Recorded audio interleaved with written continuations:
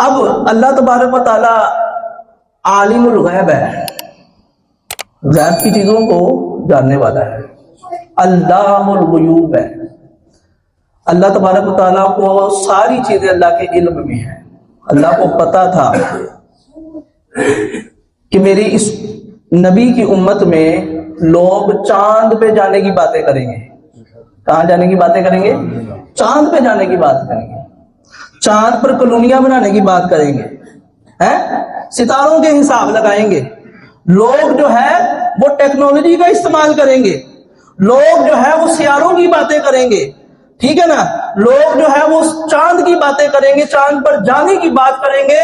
اللہ تبارک و تعالیٰ نے یہ بھی سوچ جو ہے ان لوگوں کی کہ ہمارے علاوہ کر کوئی نہیں سکتا، معراج پہ بلا کر نبی کریم صلی اللہ علیہ وسلم کو چاند کیا، چاند سے ہزاروں لاکھوں گنا آگے تک بلا کر اپنا جلوہ دکھایا، اپنا قرب دکھایا اور بتا دیا تم آنے والے زمانے میں یہ کرو گے، میرا محبوب اب سے یہ کر رہا ہے۔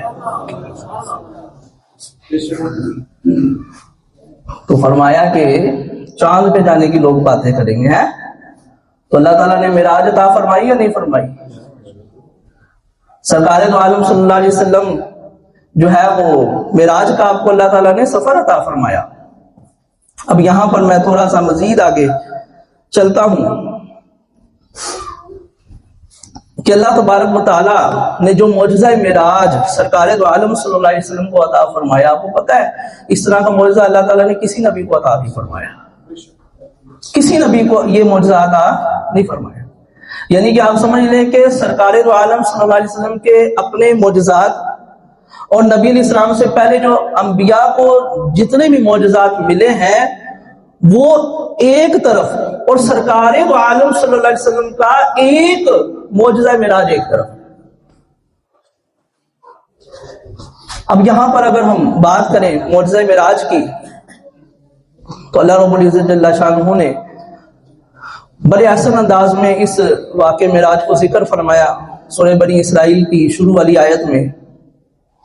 جب بھی سفر کیا جاتا ہے تو 6-7 ہی باتیں ہوتی ہیں۔ مثال کے طور پہ سفر کس نے کروایا، یہ سوال ہے ایک، سفر کس نے کیا، یہ بھی ایک سوال ہے۔ پھر ایک سوال یہ ہے کہ سفر دن میں کیا یا رات کو کیا۔ ایک یہ بھی سوال ہے کہ کتنی دیر میں سفر کیا۔ پھر ایک سوال یہ ہے کہ کہاں سے کیا اور کہاں تک کیا، اور ایک سوال یہ ہے کہ کس لیے سفر کیا۔ اب یہ 7 سوال ہیں۔ کتنے سوال ہیں؟ قرآن مجید کی آیت پوری بھی نہیں، ہاف آیت پڑھوں گا میں۔ سبحان الذی اسری بعبدہ لیلا من المسجد الحرام الى المسجد الاقصى الذي باركنا حوله لنريه من آیاتنا۔ بس اتنی سی آیت میں اللہ نے 7 سوالوں کے جواب عطا فرما دیے۔ لگتا ہے رفیق صاحب تھانوں گل سمجھ آتی، بس اینا نہیں آتی۔ اور بھائی 7 سوال آپ سے میں نے عرض کیے ہیں اور 7 سوالوں کا جواب ایک آیت میں۔ یہ بھی قرآن کا معجزہ ہے یا نہیں ہے؟ بتائیں مجھے بھائی، یہ 7 سوال آپ میرے سے پوچھے میں گھنٹہ لگا دوں گا آپ کو۔ اور قرآن نے ایک آیت میں 7 سوالوں کے جواب عطا فرما دیے، اور اسی آیت میں واقع معراج پر ہونے والے اعتراضوں کے جواب بھی اللہ نے عطا فرما دیے۔ بات ہی کہاں سے سٹارٹ کی؟ سبحان الذی، پاک ہے وہ ذات، پاک ہے اللہ کی ذات، اللہ کی ذات کی بات ہے، پاک ہے وہ ذات۔ اب یہاں کوئی کہہ دے بھی یہ معراج کا واقعہ ہو کیسے سکتا ہے؟ مسجد حرام سے مسجد اقصی اتنی دیر، 1 مہینے کا فاصلہ، رات کے تھوڑے سے حصے میں کیسے فرمایا کہ کرایا ہی اس ذات نے جو ہر عیب سے پاک ہے۔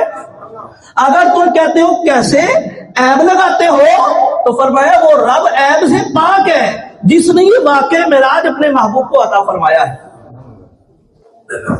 فرمایا وہ ذات پاک ہے۔ تو سفر کس نے کرایا؟ پھر اللہ نے۔ کس نے کیا؟ عبد خاص نے۔ اللہ نے سرکار کو یہاں پر بندہ فرمایا، عبد فرمایا۔ ہم لوگ تو ساری زندگی لگا دیتے نا اللہ کے بندے بننے کے لیے ادھر انداز دیکھیں، اللہ رب ہو کے سرکار کو اپنا بندہ فرما رہا ہے. تو سفر کیا کس نے؟ عبد خاص نے، نبی اکرم صلی اللہ علیہ وسلم کی ذات گرامی نے. سفر سٹارٹ کہاں سے کیا؟ مسجد حرام سے، کعبۃ اللہ شریف سے.